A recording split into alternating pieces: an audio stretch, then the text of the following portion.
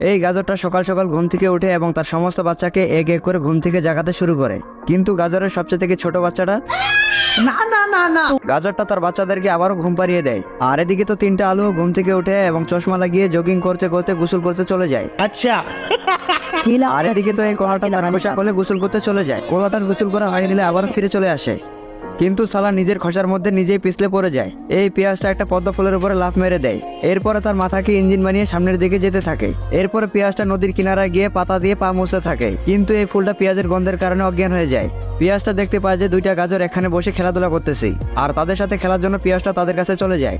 আর ঠিক তখনই গাজরের নাকে খারাপ একটা দুর্গন্ধ আসতেছিল। পেঁয়াজের গন্ধের কারণে মোটরের দানাগুলো মোটরের ভেতরে ঢুকে চেন লাগিয়ে দেয়। এখন পেঁয়াজ আপেল কলার সাথে ঝোলা ঝুলতে চলে যায়, কিন্তু পেঁয়াজের দুর্গন্ধের কারণে আপেল পেঁয়াজকে একটা লাথি দিয়ে দেয়। এখন এখানে থাকা সমস্ত ফল পেঁয়াজকে মেরে তাড়িয়ে দেয়। পেঁয়াজকে কান্না করতে দেখে সেখানে আম চলে আসে, কিন্তু আম পেঁয়াজের গন্ধের কারণে সেখান থেকে পালিয়ে যায়। আর এদিকে এই পোকাটা ঘুম থেকে জেগে বলতে লাগে, सिस्टम पार देंगे। পোকাটা ঘুম থেকে জাগ্রত হওয়ার সাথে সাথে একটা মিষ্টি আম খাওয়ার জন্য পেয়ে যায়। আর এদিকে পেঁয়াজটা আমটাকে বাঁচানোর জন্য পোকাটার পিছু পিছু যেতে লাগে। আমটা পোকার হাত থেকে বাঁচানোর জন্য গাছের ডালে ঝুলতেছিল। আর এদিকে পেঁয়াজটা একটা ফুলকে হাওয়াই জাহাজ বানিয়ে পোকার উপরে আক্রমণ করে বসে।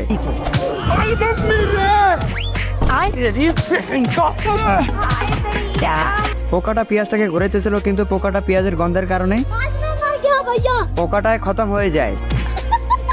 এখন তো পেঁয়াজ এবং আমের মধ্যে ভালোবাসা তৈরি হয়ে যায়। बाबू आपने खाना खाया?